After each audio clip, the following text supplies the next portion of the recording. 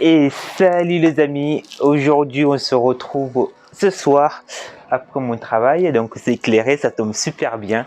Et aujourd'hui on va exploser la baballe, on va parler donc de la vitesse. Et oui, on a parlé contact de la précédente vidéo, donc aujourd'hui on va parler de la vitesse.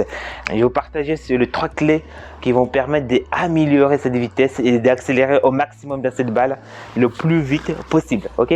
Donc, mais avant tout cela, et que ce soit bien clair, la vitesse en lui-même ne suffit pas d'envoyer la balle plus loin. C'est juste un moyen comme parmi d'autres qui va nous aider d'envoyer quand même la balle. Mais en lui-même, elle ne suffit pas d'envoyer cette balle très loin. Ok.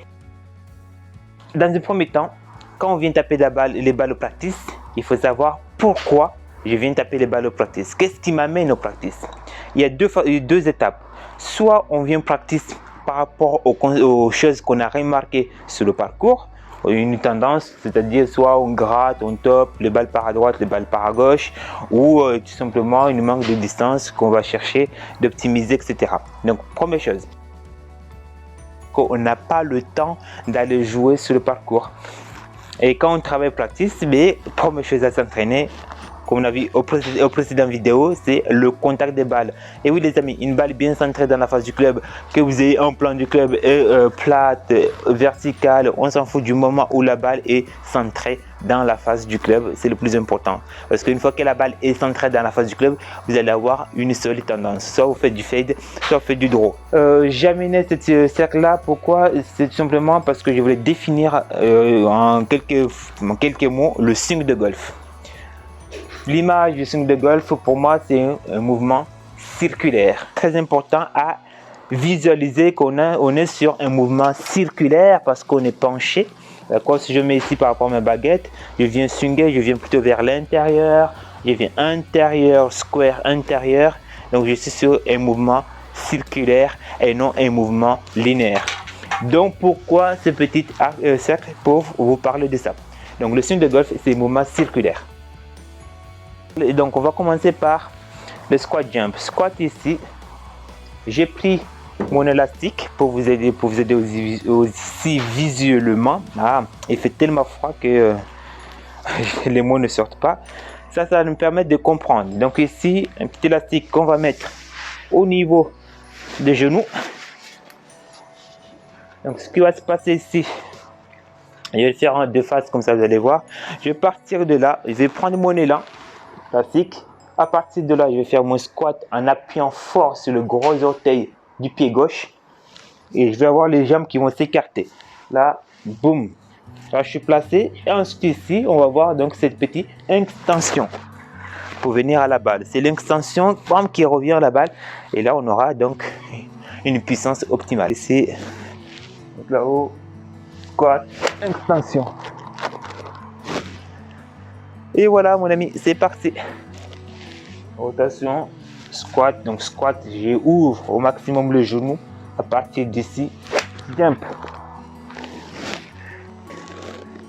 En haut, squat, extension. Tu vois, j'exagère complètement à l'extrême. On part ici. En haut, squat. Donc j'appuie fort sur le gros orteil du pied gauche. Extension. Là, je tourne quand je fais mon extension. Donc lorsque vous travaillez ce genre d'exercice, oubliez les balles parfaites, parce que ça ne va pas partir de façon parfaite. Vraiment, on se concentre au maximum là-dessus pour accélérer le plus vite possible dans la balle. Mais les balles ne partiront pas aussi bien que quand vous allez taper de façon normale. Donc ici, je répète, on va partir, donc on a tout back swing en haut. Donc à partir d'ici, je vais créer du vide au niveau du talon pied gauche en appuyant fort dessus. Attention, je ne vais pas faire ça. Si je fais ça, je vais arriver trop à l'extérieur. Donc j'appuie vraiment ici, fort sur le gros orteil. Et ensuite, je vais jumper en haut. La baguette, on va le mettre au niveau de passant de notre pantalon ici. Hop là. Alors ce côté-ci, on va l'affaiblir un peu pour si jamais le club on reste un peu en arrière parce qu'on a glissé pour pas se faire mal. On l'affaiblit un peu.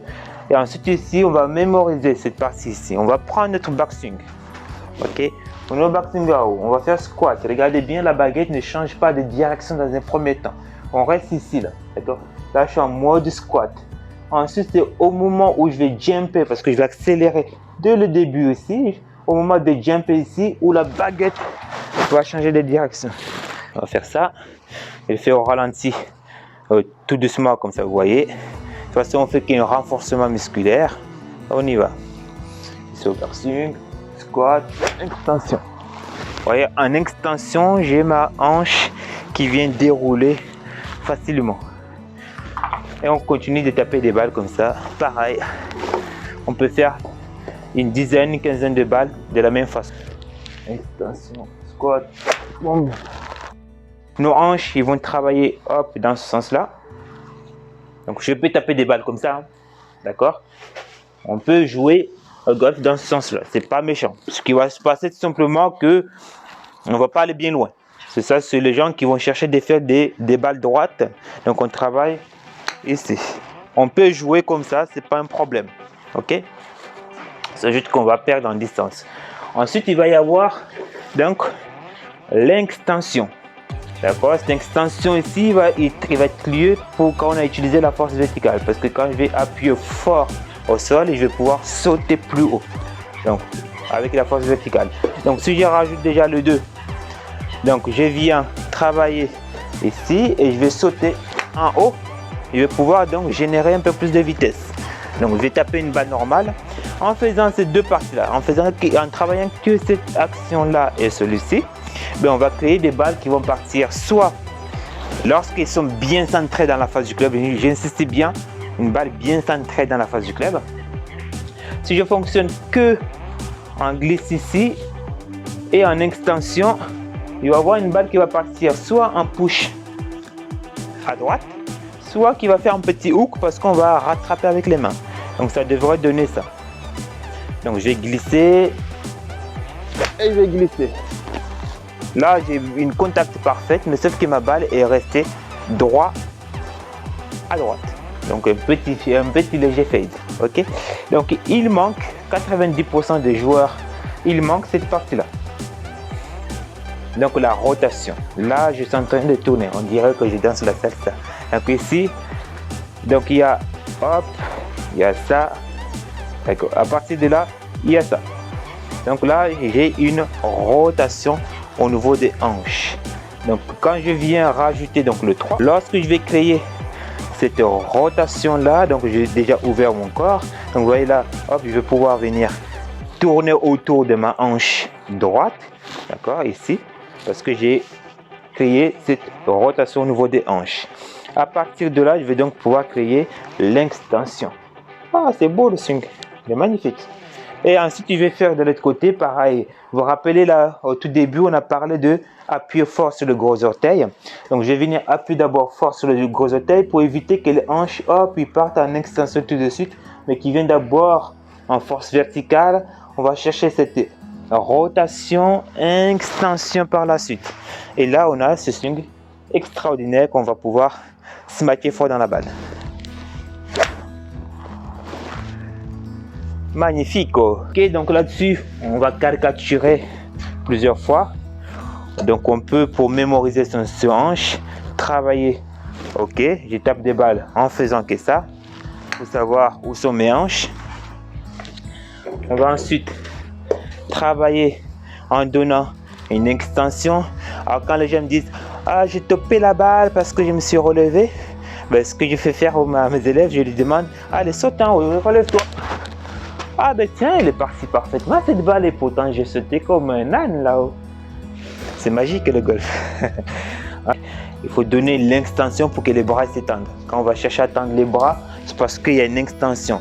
S'il y a une extension ici, hop, les bras vont rester tendus. Et il ne faut pas se relever. Ah ben le chicken wing, il est présent mon ami. Pardonnez. Allez, donc on va revenir à notre travail. Donc on va chercher au maximum d'extension. Plus on va appuyer fort au sol, on va donc pouvoir venir tirer la jambe gauche complètement en retrait en arrière pour créer de la vitesse. C'est parti.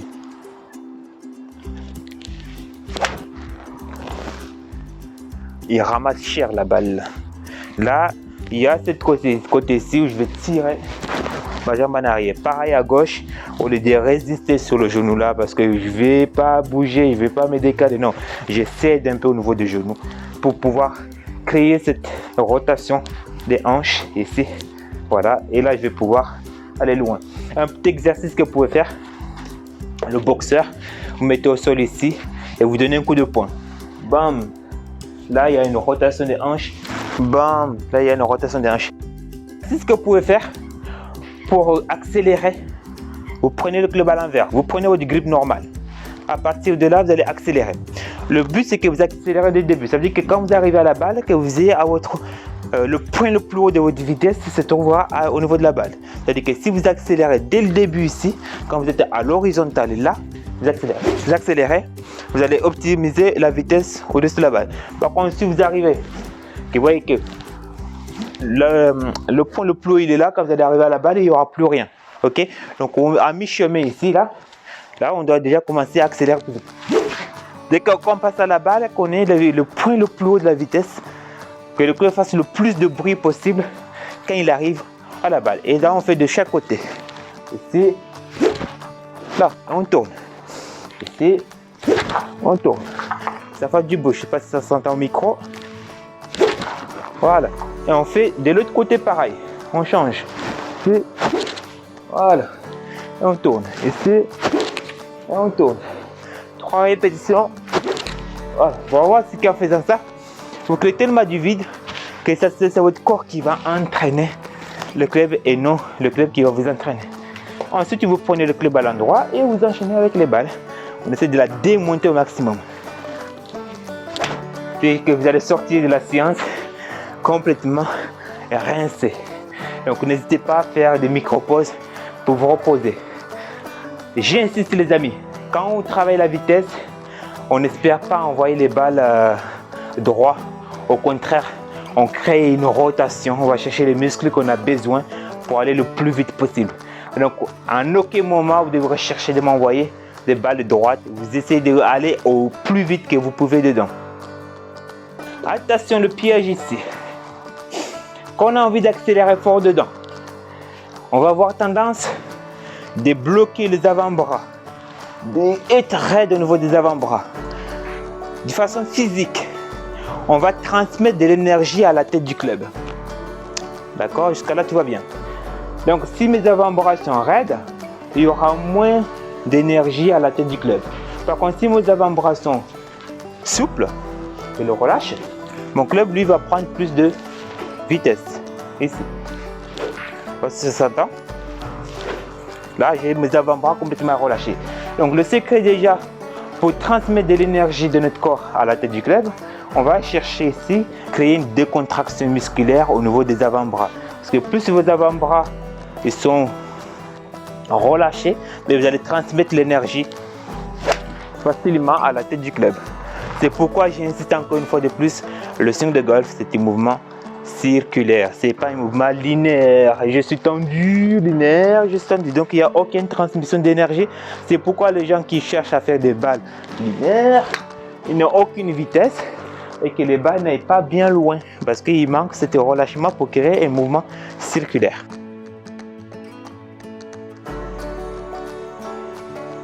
On va chercher de la largeur et de la longueur. Donc quand on va chercher de la largeur, j'ai insisté bien là-dessus. J'ai pris mon élastique ici, comme ça vous allez peut-être mieux me voir. Donc la largeur, il est lié par rapport à la rotation du corps.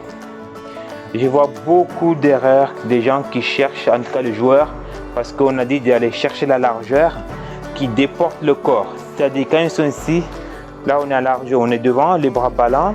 Il y a beaucoup de joueurs, on leur a dit d'aller chercher la largeur. Et la plupart des joueurs, ce que je vois, ils ont interprété dans ce sens-là la largeur. Attention là, c'est une grosse piège là-dessus. En aucun moment, on va déporter le corps à droite. Parce que si vous déportez le corps à droite, c'est cuit. Donc pour revenir, ça va être un peu plus aléatoire. Notre swing de golf, c'est un mouvement circulaire. Donc pour chercher la largeur, je reste mes bras ballants et tout va partir au niveau du centre du corps. Soit vous allez vous aider avec le buste en fonction de votre profil, soit avec des hanches qui vont démarrer votre mouvement, mais on va faire un mouvement circulaire. là je suis en largeur. Si vous êtes souple, vous allez pouvoir aller plus loin, mais quand vous allez vouloir aller plus loin, vous allez vous redresser, donc vous restez là. Ok, si vous êtes assez souple, vous pouvez aller plus loin. Et à partir de là, on va chercher de la longueur. La longueur, on va aller vers le haut. On va aller tirer les bras, venir chercher de mettre vos mains au-dessus de notre épaule. Il y en a qui vont être un peu plus flat parce que votre limite est en termes de mobilité. Et donc, vous pouvez vous arrêter là, c'est pas méchant. Et ceux qui sont un peu plus souples, vous pouvez aller plus loin. Ok, comment je les travaille moi? Mon élastique ici, il m'aide énormément. Ah, ça coûte pas trop cher, ça, je crois. Ça coûte 19 €, je crois. Je vais activer les muscles dont j'ai besoin. Donc, je mets mon élastique au niveau de mon club ici et de mon pouce. Donc, au niveau de mon pied, comme ça, il ne va pas s'échapper. Donc, rotation globale. Là, il n'y a aucune tension au niveau de l'élastique. Je ne vais pas chercher loin là-bas, ça ne sert à rien. Juste la rotation. Il y a moins de tension. Je vais au lieu de chercher là, je ne vais pas chercher pour décaler mes bras. Ça ne sert à rien. Donc là, j'ai que tourner le buste, les hanches en fonction de votre moteur. Et à partir d'ici, je vais chercher de la hauteur, longueur. Donc, je vais monter là-haut, je vais fatiguer mes muscles. Là, je suis très bien. Je vais fatiguer au maximum et je reviens. Boum. Je repars. Largeur, l'élastique ne s'étend pas parce que si mon élastique s'étend, ça dit que je suis parti sur la droite. Il reste neutre, lui. Donc, je suis là. Il est tout à fait droit. Il n'est pas tendu. Hein. D'accord? Et à partir d'ici, il va chercher donc de la longueur. Donc, je vais tirer, je vais monter les bras au maximum en haut pour chercher cette longueur si je peux. Mathieu Wolf, tac, mais il a beaucoup de rotation pour venir là. Et oui, le secret de la rotation du corps, mes amis. Donc ici, rotation.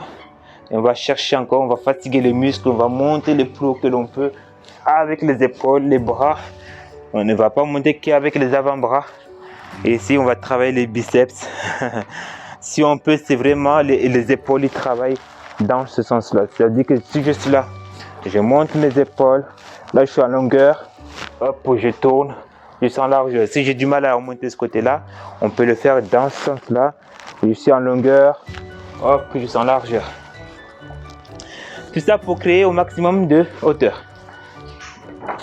Allez, on va chercher ça. On va démonter la balle, les amis. Enfin, démonter la balle. On va les patater la balle. Oui, ah, ça sonne bien là, de les patater la balle. Allez, c'est parti. De la largeur et de la hauteur. De la longueur, pardon. C'est que le micro n'a pas pris cher là. Oh là là.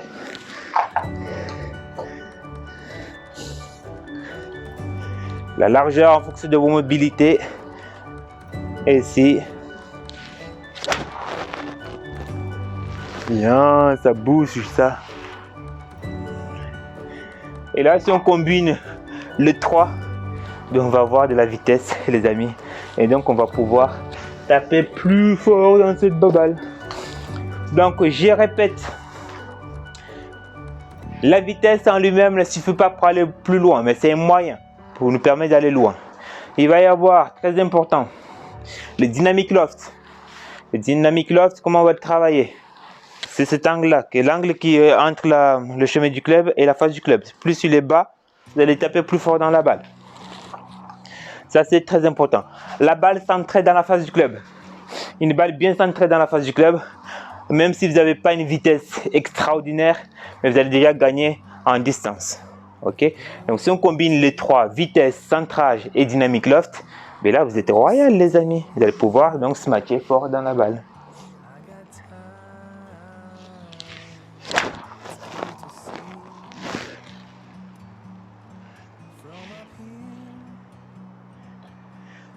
Ah, ça fait du bien de se défouler dans cette balle, non?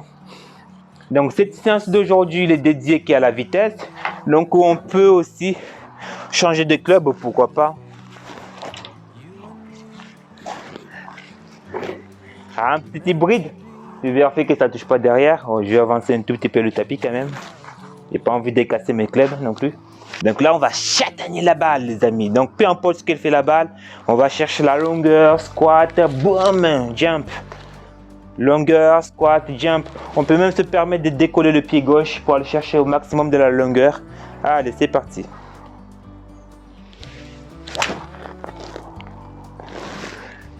Il me manque petit quelque chose là, mais elle est bien ce match celui-là.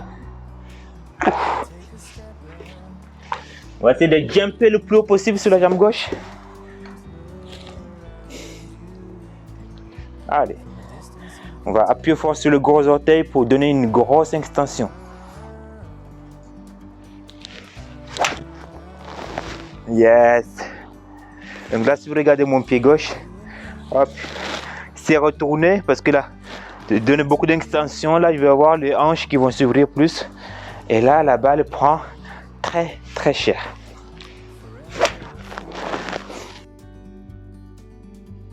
Garde la tête sur la balle. Gardez la tête sur la balle, mais ça, c'est la plus de bêtises qu'on peut faire en fait pour notre swing de golf. Parce que quand on va garder la tête sur la balle, on va bloquer la rotation du corps. Ok? Ce qui est très intéressant à faire, c'est de ne pas quitter la balle des yeux, de garder les yeux plutôt sur la balle. Lorsqu'on va swinger à droite, si vous regardez depuis tout à l'heure, si vous avez fait attention, quand on va swinger à droite, j'ai mon œil gauche sur ma balle. Et mon menton ici, il a tourné. Ça voudrait dire que ma tête, elle a tourné aussi. Donc ici, là, il y a une bonne rotation du corps. Par contre, si je viens garder ma tête sur la balle, mais là, je suis limité en termes de mobilité. Je ne peux plus tourner là-dessus. Je viens tout simplement, quand je vais aller à ma droite pour le droitier, donc au backswing, pour que ce soit tout le monde, que ce soit pareil pour les gauchers ou les droitiers. Quand je vais aller au backswing, je vais fixer mon œil gauche, donc mon œil avant, sur la balle. Donc là, j'ai plus d'ouverture du corps. Et inversement, quand je vais aller taper dans cette balle, quand je vais aller swinger dans la balle plutôt, je vais aller garder mon œil droit sur la balle. Donc là, ça me permet d'ouvrir mon corps sans que ma tête reste comme ceci parce que ça va être un peu dur de taper dedans et de tourner en même temps. C'est très compliqué. Alors moi qui faisais le cervical, la tête qui tourne de 360 degrés. Donc ici, on garde l'œil droit au moment de la frappe. Autrement dit, l'œil arrière sur la balle, ça va permettre d'ouvrir le corps. Donc j'insiste là-dessus, garder la tête sur la balle, c'est vraiment la pire des bêtises à éviter. Parce que si vous gardez la tête sur la balle ici, mais là je comprends pas, j'ai pas trop tourné. Et ça fait un petit top. Tandis qu'à la montée, je garde mon œil sur la balle. Et encore une fois, j'ai mon menton qui est là. Et je vais garder mon œil gauche, droite, pardon, sur ma balle. Et là, je peux smatcher dans cette balle parce que le corps aura tourné. Donc, voilà la petite séance d'aujourd'hui. J'espère que ça vous a apporté peut-être quelque chose. Je n'en sais rien. Dites-moi en commentaire, posez-moi vos questions en commentaire et ça fera un grand plaisir de les répondre. Donc, je vous dis les amis, à très bientôt pour les nouvelles aventures. Il reste encore des étapes à faire sur le séance de practice. Vous allez voir que c'est hyper intéressant. Enfin, je ne sais pas si c'est intéressant, mais en tout cas, c'est ma façon de faire. C'est ma philosophie de voir le practice. Et on parlera sur d'autres thèmes. Là où j'ai insisté sur le contact, sur la vitesse. Et après, vous allez voir, il y en a au moins 4 parties qui nous restent. Et on mettra tout ça en vidéo et c'est avec un grand plaisir de vous le partager. Et dès que ça sera possible, je ferai un petit vlog sur le parcours. Je ne sais pas quel parcours ce sera, mais je ferai un petit vlog sur le parcours pour l'hiver. De voir quels sont les clubs que je vais mettre dans mon sac pendant l'hiver et comment je vais aborder le terrain sur le parcours en cet hiver avec le terrain mouillé, avec le froid, avec les doudounes parce qu'on ne peut plus tourner, mais avec la perte de vitesse parce que rappelez-vous quand il fait froid, on perd un club voire 2 clubs, c'est-à-dire qu'on perd en vol de balle. Et tellement je parle de la vitesse ce soir que j'ai envie de chatagner cette balle les amis. Oh. Et voilà comment je châtagne cette balle. Donc quand on fait une séance de vitesse les amis, on ne cherche surtout pas à taper correctement la balle, on se défoule dedans. Yes papa, j'ai des jambes. Allez ciao, à très bientôt pour de nouvelles aventures.